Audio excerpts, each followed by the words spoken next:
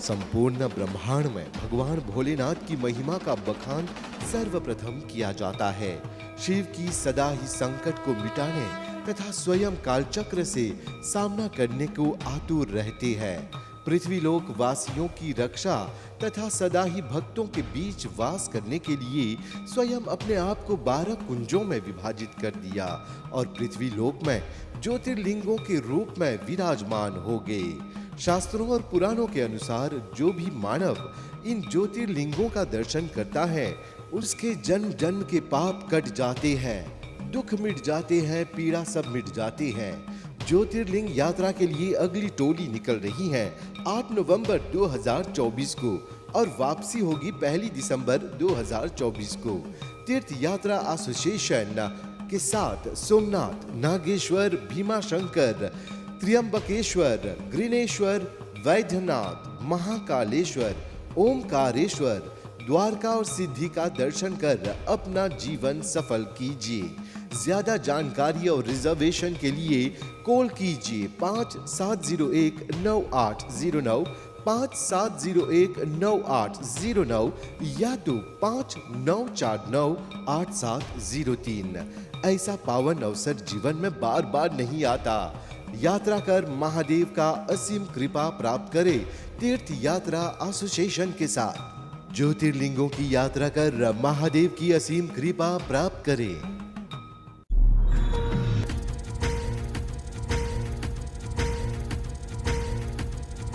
देवराज सेव्यमान पावनांग्रि पंकजं व्यालयज्ञ सूत्रमिन्दुशेखरं कृपाकरं नारदादि योगी वृंद वंदितं दिगंबरं काशिकापुरादिनाथ काल भैरवं भजे।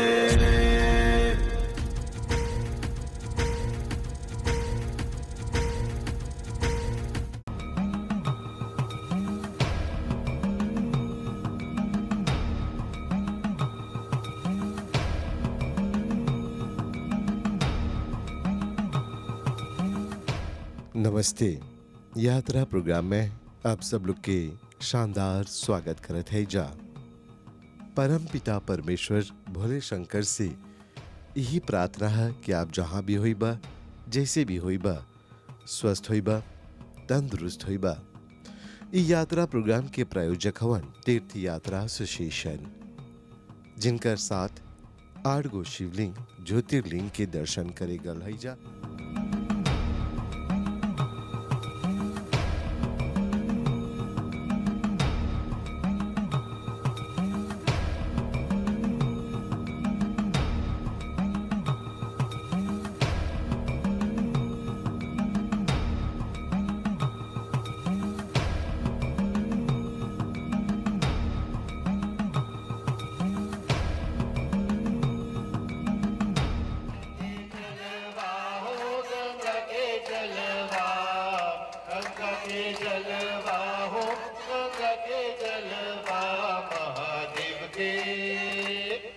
महादेव के चढ़ैबो गंगा के जलवा, अपन भोले बाबा के श्रृंगार चढ़ैबो, अपन भोले बाबा के श्रृंगार चढ़ैबो, श्रृंगार चढ़ैबो बाबा श्रृंगार चढ़ैबो, श्रृंगार चढ़ैबो बाबा श्रृंगार चढ़ैबो।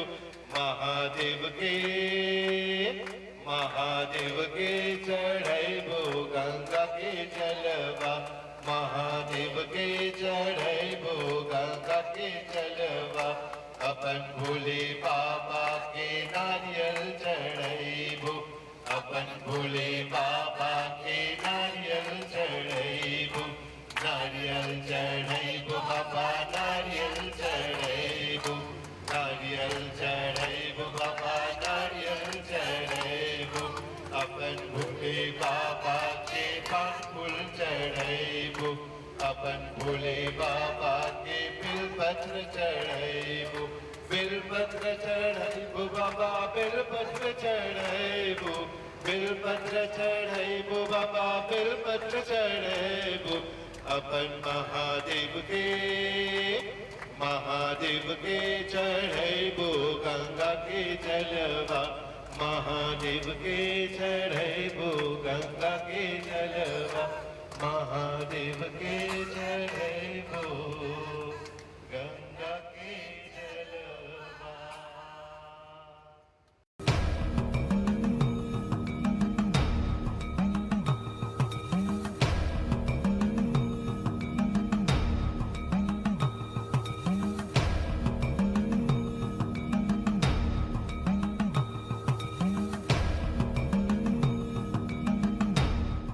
आज रात आप लोग के लिए जाप जा यही यात्रा करत करत एगो अहम तीर्थ यात्रा स्थान पर जोन की है शिरडी। काफी लंबा रात सफर में बितैला के बाद पुनः शिरडी नासिक पहुंच ली जा।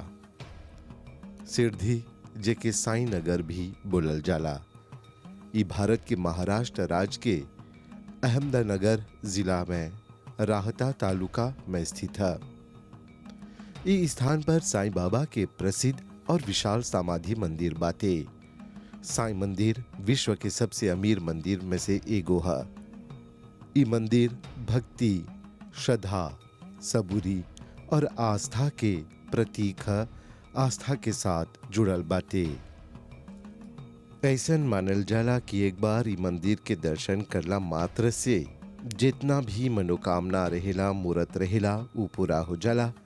इस साईं बाबा के चमत्कारी मंदिर मानल जाला।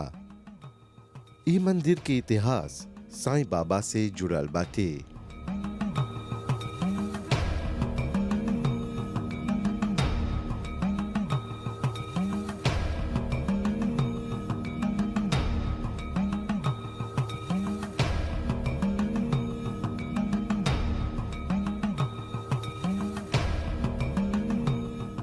शिरडी के साईं बाबा के जन्म 1801 में होल रहल और उनकर देहांत 15 अक्टूबर 1918 में भैल। ई एगो आध्यात्मिक गुरु और फकीर रहलन, जिनकरा एगो संत भी मानल जात रहल। उनकर जीवन काल के दौरान और उनकर बाद हिंदू और मुसलमान दोनों भक्त उनकर सम्मान करत रहलन जा। उनकर शिक्षा हमेशा प्रेम, क्षमा, दान, दूसर की मदद, संतोष, आंतरिक शांति और भगवान तथा गुरु के प्रति समर्पण के गुण के समर्थन करत रहलन। ई सब शिक्षा आध्यात्मिक संतुष्टि के जीवन जिए के प्रयास करे होला लोग खातिर मूल्यवान मार्गदर्शन प्रदान करेला।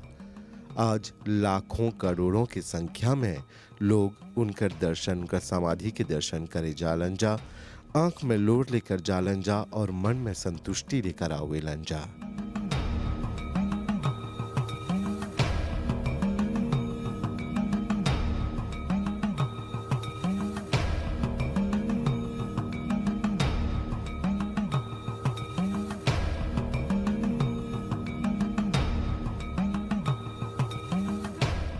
शिरडी साईं के दर्शन करे हेतु भक्त लोग दूर दूर हैजा पर आवेलन जा।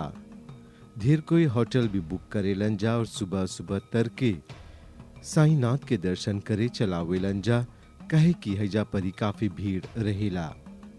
हैजा हमेशा तड़के सुबह साईं भक्त लोग के टांटा यानी कि भीड़ लगल रहेला। भक्त अपन आस्था और अपन भक्ति लेके हैजा पर आवेलन जा। ऐसन मानल जाला कि जब साईं बाबा बुलावा भेजेला तब उनकर दर्शन मिलेला। उनकर मर्जी के बिना एगो पत्ता नहीं हिलेला, यानी कि जब तक उन्हें चाहे कि तू ओकर दर्शन करबा तब तक दर्शन पूरा नहीं होवेला। ये भी मानल जाला कि उनकर दर्शन करला मात्र से जन्म सफल हो जाला।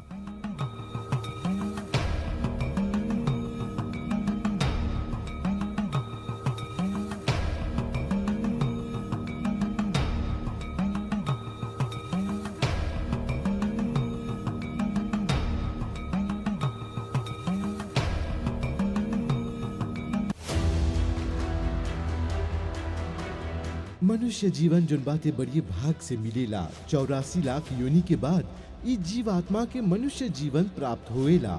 ई जीवन बड़ी पुण्य कर्म से मिलल बाते। भारत के 4 धाम के यात्रा कर ई मनुष्य जीवन के और भी सार्थक बनावा।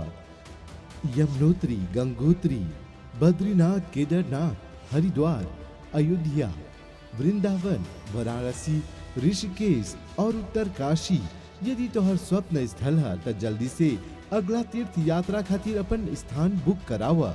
अगला 4 धाम यात्रा खातिर यात्री लोग के टोली रवाना होत बाटे मॉरिशस से 14 सितंबर 2024 के और वापसी होत बाटे 10 अक्टूबर 2024 के।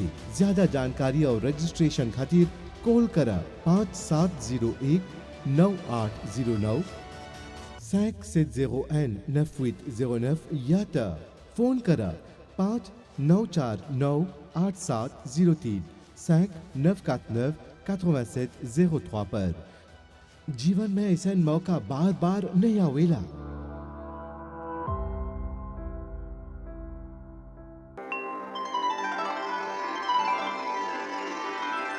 अथ श्री साई सच्चरित अध्याय 50 श्री गणेशाय नमः, श्री सरस्वत्याय नमः, श्री गुरुभ्यो नमः, श्री कुलदेवताय नमः, श्री सीतारामचंद्राभ्यां नमः, श्री सद्गुरु साई नाथाय नमः।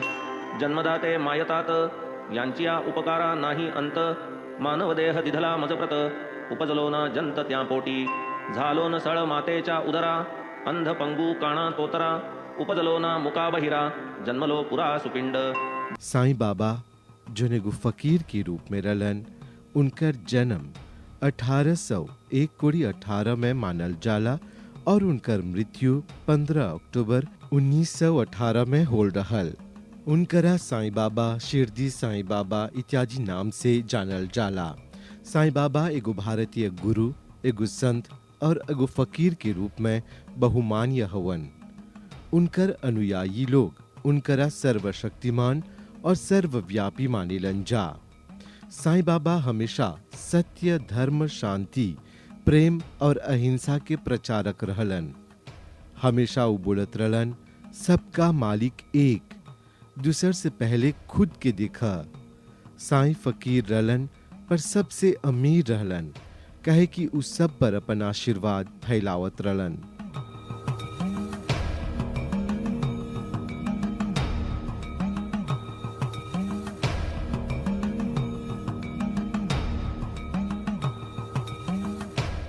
पूरा दुनिया से भक्त लोग उनकर दरबार में सर रखे आवेलन जा, सर नवावे आवेलन जा।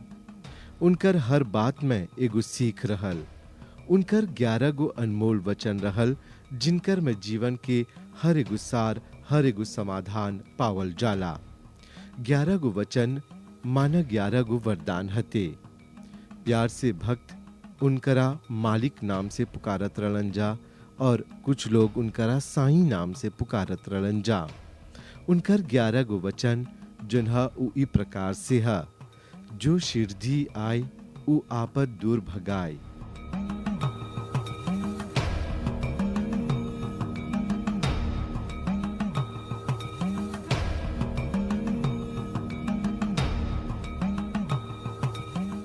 मानल जाला कि शिरडी में पांव रखला ही से सब दुख दूर हो जाला, सब पीड़ा दूर हो जाला। शिरडी उनकर नगरी है और हैजा पर चमत्कारी शक्ति बाते। उनकर दूसर का वचन है, चढ़े समाधि की सीढ़ी पर, पैर तले दुख की पीढ़ी पर। अर्थात उनकर समाधि के दर्शन मात्र से सब पीड़ा दूर हो जाला। त्याग शरीर चला जाऊंगा, भक्त हेतु दौरा आऊंगा। अर्थात उनकर तीसर का वचन बोलेला कि चाहे शरीर न रहल, पर जब भक्त बुलाई त हम चलाब और भक्त के सहायता करब। उनकर चौथा वचन, मन में रखना दृढ़ विश्वास, करे समाधि पूरी आस। अर्थात मुश्किल में ना पाके शायद हमर भक्त विचलित हो जाए, दुखी हो जाए कि हम उनकर पास नहीं है, पर हमेशा याद रख, श्रद्धा और सबूरी मनैला से हमरा तोहर पास पैबा। सबूरी और श्रद्धा हमर सबसे बड़ा ताकत और आप लोग की भी ताकत है। मुझे सदा जीवित ही जानो, अनुभव करो सत्य पहचानो। उनकर ई वचन में बोलत हन, हमर अस्तित्व शरीर से ना है, हम परमात्मा के एगो अजर अमर अंश है। हम हमेशा जीवित रहब अपन भक्त के भक्ति में। उनकर छठा वचन जुन है ऊ है, मेरी शरण आ खाली जाए, हो तो कोई बताए। यानी कि हमार द्वार पर जे कोई भी आलबा और हैजा से खाली हाथ गलबा, वो अपन नाम हमके बताए। कहे कि आज तक कोई हमार दरबार में ऐसा नहीं आलबा जोन अपन मुराद पूरा करके नहीं गलबा। उनकर सातवां वचन, जैसा भाव रहा जिसमें जन का, वैसा रूप हुआ मेरे मन का। अर्थात जे जन भाव से हैजा परी आवेला, जोन जन जोन भाव से हमके देखेला, हम हवे भाव से उनकरा भी देखीला। वही भाव से तोहर कामना भी पूर्ण करीला। अर्थात भक्ति भाव से अइबा त हैजा परी तोहर मुराद जरूर पूरा होई। 8वां वचन में बोलेलन, भार तुम्हारा मुझ पर होगा, वचन न मेरा झूठा होगा। अर्थात जे हमर पर पूरा तरह से समर्पित रहेला, उनकर जीवन के सब भार हम उठाइला। उनकर 9वां वचन, आ सहायता ले भरपूर, जो मांगा वो नहीं है दूर। अर्थात हमर पास आव, हम तोरा भरपूर सहायता करब। जोन श्रद्धा और प्रेम से मांगबा, उ अवश्य पूरा करब। जोन मांग करबा, जोन तोहर मुराद रही, उ सब बाबा के चरण में पूरा होई। उनकर 10वां वचन, मुझ में लीन वचन मन काया, उसका ऋण न कभी चुकाया। जोन भक्त मन वचन और कर्म से हमर में लीन रहेला, जोन हर वक्त याद करेला, उनकरा हमेशा हम ऋणी रहीला। उ भक्त के हर कामना हमर पर एगो कर्ज रहेला। उनकर 11वां और अंतिम वचन जोन है उ ई प्रकार से है, धन्य धन्य विभक्त अनन्य, मेरी शरण तज जिसे न अन्य। आखिरी वचन में बोलेलन कि अनन्य भाव से हमर में लीन होके भगवान के आशीर्वाद जे ढूंढेला, हमर उ भक्त धन्य रहेला। वही भक्त हमर प्रिय रहेला।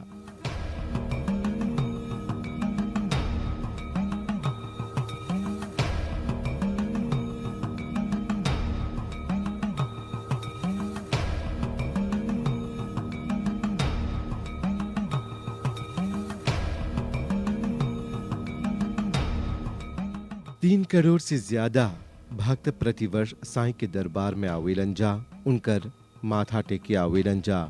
साईं समाधि के दर्शन खातिर साईं भक्त लालायित रहेला। ढेर मना भक्त साईं के दरबार में वस्त्र भी चढ़ावे आवेलन जा और हैजा परी रोज बाबा के मंगल स्नान करल जाला और उनकर पोशाक बदलल जाला। हैजा परी हर रंग के कपड़ा उनकर पर चढ़ावल जाला, उनकरा चमकाए खातिर। उनकर वस्त्र पहनैला के बाद और उनकर समाधि पर वस्त्र रखला के बाद उनकर आरती करल जाला। तब जितना भी भक्त रहेला उनकर दर्शन करे आवेलन जा। साईं बाबा के हवन इस सवाल तोहर मन में उठत हुई, साईं बाबा के जन्म कब कहाँ होल रहल, उनकर माता पिता के रहलन, इस सब बात आज तक अज्ञात बातें। उनकरे कथन से पता चलेला कि उ पार्थी के रहलन। उनकर जन्म हौजे होल रहल और उनकर जन्म एगो ब्राह्मण परिवार में होल रहल। उनकर माता पिता बाल अवस्था में ही उनकरा एगो फकीर के सौंप देले रहलन। उ फकीर ही उनकर पालन पोषण करलन। बचपन से उनकर झुकाव हर एगो धर्म के प्रति रहल।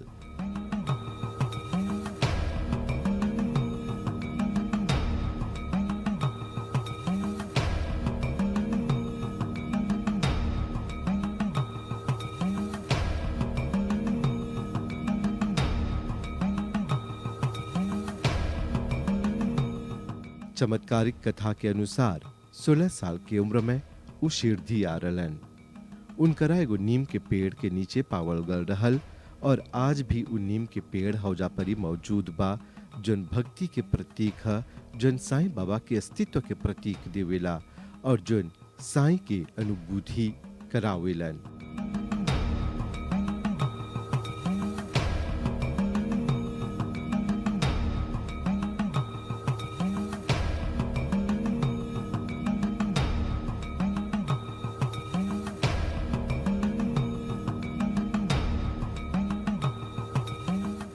हैजा मंदिर के बाहर कितने मना स्थान बाते जहाँ साईं के पदचिन्ह पावल जाला। एगो मजहर भी बाते जन कई अन्य मंदिर के साथ जुड़ल बा। मंदिर में साईं के दर्शन करला के बाद उनकर समाधि में सर रखला के बाद जब निकलबा त तोहरा उडी भी मिलेला। उडी जोन ह एगो राख ह जोन बाबा धुनी से निकलल ह। ई धुनी 24 घंटे जरेला। ई अखंड धुनी के अपन एगो कथा बा। ऐसन मानल जाला कि ई अग्निहोत्र जोन बा खुद साईं बाबा जलेले रहलन और जब भी भिक्षा मांग के आने त ई धुनी में प्रसाद के रूप में डाले। ई धुनी उनकर अस्तित्व के एगो प्रतीक है। ढेर कोई धुनी के दर्शन करेलन जा और बाबा की अनुभूति प्राप्त करेलन जा। उही भी बोले रहलन कि जब तक सूरज और चांद रही तब तक ई जन धुनी बा जलते रही। ई में विविध लकड़ी डालल जाला, उपला और नारियल भी डालल जाला।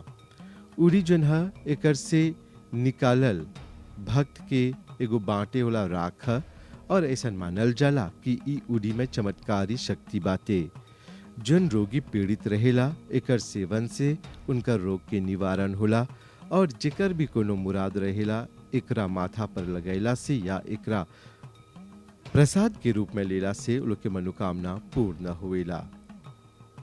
सदियों से दवाई में जिए होला व्यक्ति जन अच्छा नहीं होत रहल, ई उड़ी से अच्छा हो गल बाटे। हर दुख के निवारण हो जाला ई उड़ी से। ढेर कोई इनकरा पानी में मिला के पिएलन जा। शुभ कार्य में जाए से पहले माथा में लगावेलन जा। साईं के नाम लेके अपन जीभ में लगा के जालन जा। इनकरा रामबाण औषधि भी मानल जाला। ई उड़ी सेवक लोग के सहयोग से वितरित होवेला। ठंडा होइला के बाद ई राख के निकाल के छानल जाला और इनकरा एगो मशीन में डालल जाला जेकर से छोटा छोटा पैकेट निकलेला। हर एगो भक्त के एगो पैकेट मिलेला, पर कबो कबो कोई कोनो बीमारी खातिर या कोई के बीमार खातिर ई उड़ी मांग लेवेलन जा।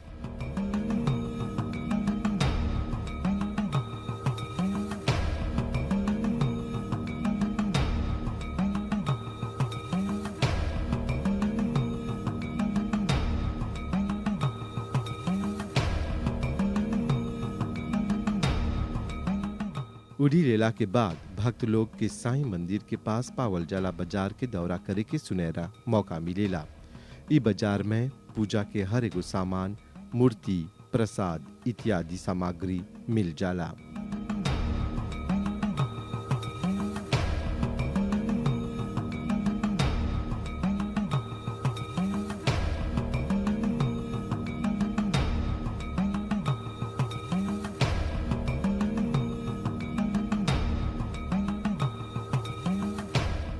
शिरडी ही में एगो साईं हेरिटेज विलेज के निर्माण करल गल बाटे, जहां साईं के पूरा जीवनी के दर्शन दर्शावल जाला।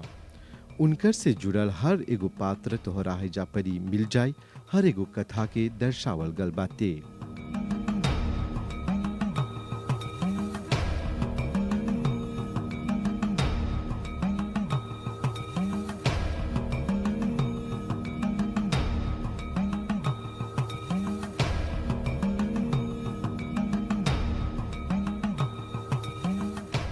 शिरडी ही में साईं म्यूजियम भी बाटे। हैजा परी उनकर हर एगो दृश्य यानी कि ओकर फोटो, उनकर वस्त्र, उनकर से जुड़ल हर सामान के प्रदर्शन करल गल बाटे। ई म्यूजियम में असंख्य लोग इस सब वस्तु के दर्शन करे आवेलन जा, जो इनकी हैजा परी प्रदर्शित रहेला।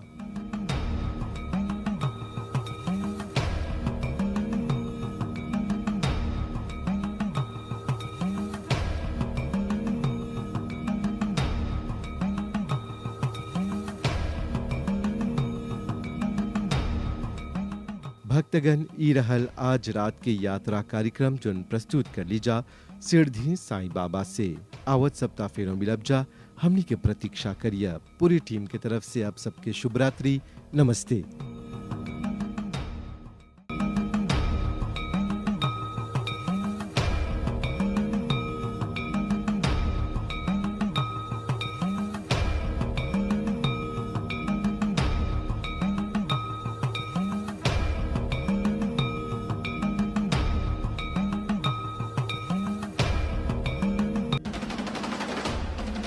संपूर्ण ब्रह्मांड में भगवान भोलेनाथ की महिमा का बखान सर्वप्रथम किया जाता है। शिव की सदा ही संकट को मिटाने तथा स्वयं कालचक्र से सामना करने को आतुर रहते हैं। पृथ्वीलोक वासियों की रक्षा तथा सदा ही भक्तों के बीच वास करने के लिए स्वयं अपने आप को 12 कुंजों में विभाजित कर दिया और पृथ्वीलोक में ज्योतिर्लिंगों के रूप में विराजमान हो गए। शास्त्रों और पुराणों के अनुसार जो भी मानव इन ज्योतिर्लिंगों का दर्शन करता है उसके जन्म जन्म के पाप कट जाते हैं, दुख मिट जाते हैं, पीड़ा सब मिट जाती है। ज्योतिर्लिंग यात्रा के लिए अगली टोली निकल रही है 8 नवंबर 2024 को और वापसी होगी 1 दिसंबर 2024 को। तीर्थ यात्रा एसोसिएशन के साथ सोमनाथ, नागेश्वर, भीमाशंकर, त्र्यंबकेश्वर, ग्रीनेश्वर, वैद्यनाथ, महाकालेश्वर, ओमकारेश्वर, द्वारका और सिद्धि का दर्शन कर अपना जीवन सफल कीजिए। ज्यादा जानकारी और रिजर्वेशन के लिए कॉल कीजिए 57019809, 57019809 या तो 59498703। ऐसा पावन अवसर जीवन में बार बार नहीं आता। यात्रा कर महादेव का असीम कृपा प्राप्त करे तीर्थ यात्रा एसोसिएशन के साथ। ज्योतिर्लिंगों की यात्रा कर महादेव की असीम कृपा प्राप्त करें।